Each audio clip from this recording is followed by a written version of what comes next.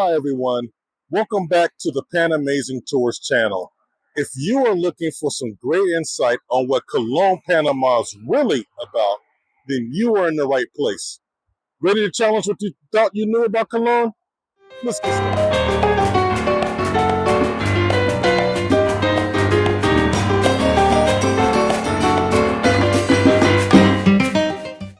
Cologne is often overshadowed by reputation.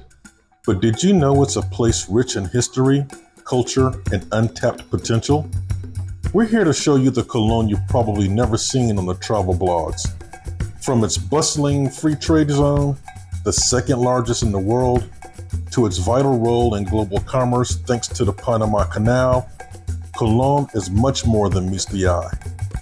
Cologne is a city and seaport in Panama, beside the Caribbean Sea, lying near the Atlantic entrance to the Panama Canal. It is the capital of Panama's Cologne province and has traditionally been known as Panama's second city.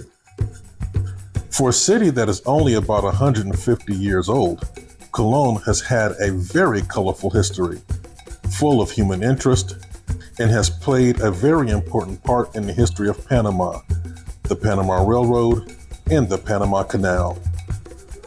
Cologne was founded as a result of the California Gold Rush.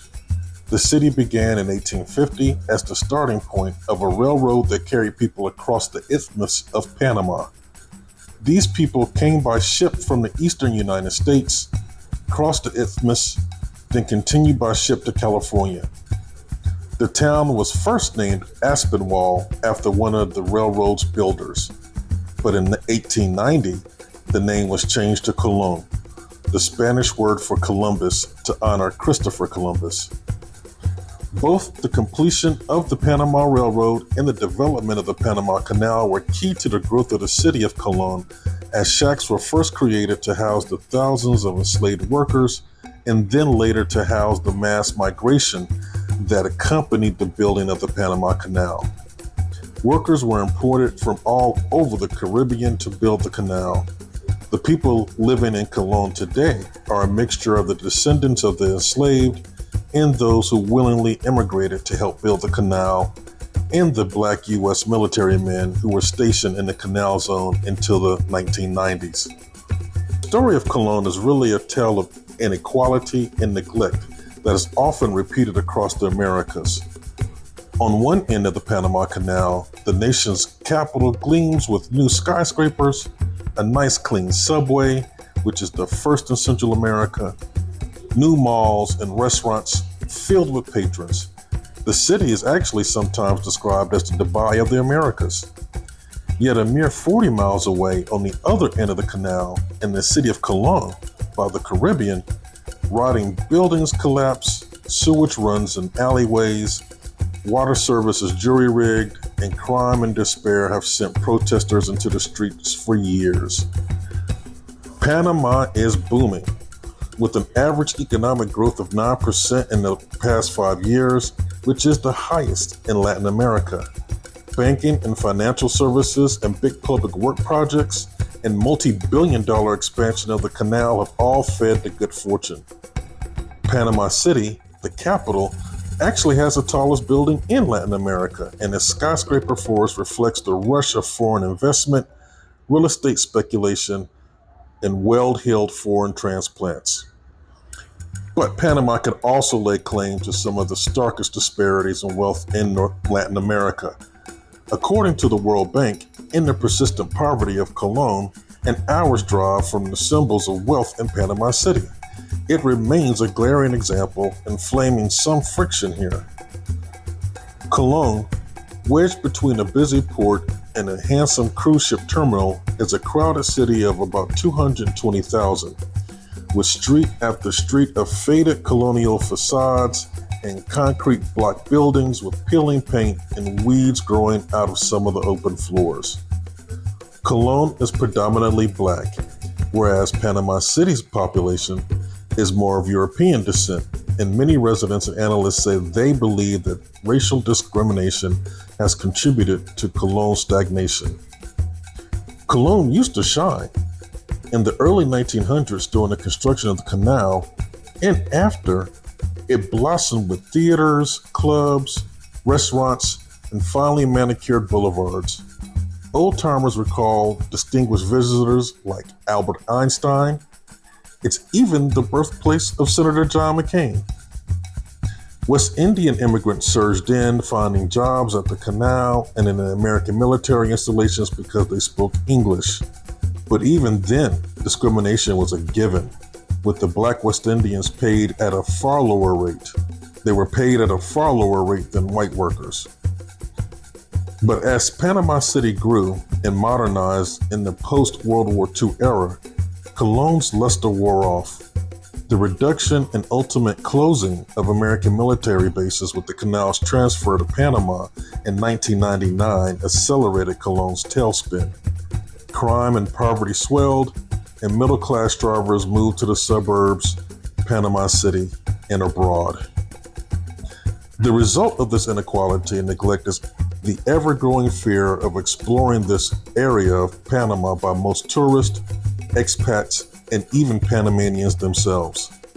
"Don't go to Colón" is a phrase we see and hear often expressed in travel blogs, articles, and whispered person to person. We actually travel there often now, and our personal experience is far from the public perception. We have connected with a local lawyer and activist working to help his community, Mr. Delano Dubasson. We have witnessed the grassroots work he is doing to make a difference, including hosting a massive toy drive and doll giveaway.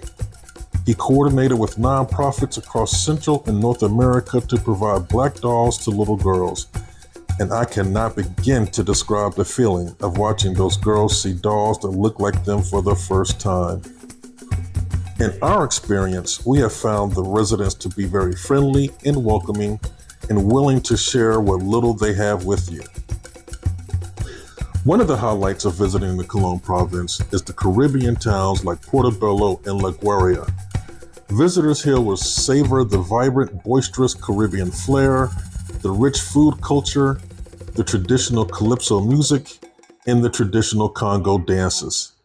Immerse yourself in the African legacy at the Casa de la Cultural Congo, which provides information workshops and the creation of stunning arts and crafts.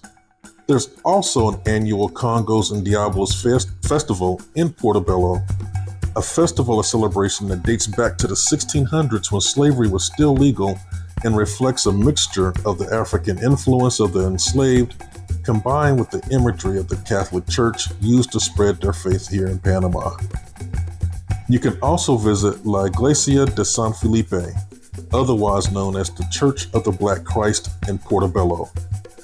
The church houses a statue of the Black Christ, or Cristo Negro in Spanish. The statue was found on the shores of the town's harbors. It's life-size. It is adorned with a robe that is changed twice a year, once during the Festival of the Black Christ and once during Holy Week. The statue is venerated by people from all parts of Panama. Several miracles have been attributed to Cristo Negro. Visiting the church is a pilgrimage undertaken by villagers. Some of them walk 53 miles from Panama City, others walk 22 miles from Sabanitas, and a few pilgrims crawl the last mile on their hands and knees, seeking blessings at the shrine. There's also another statue of the Black Christ located in the waters off of Isla Grande.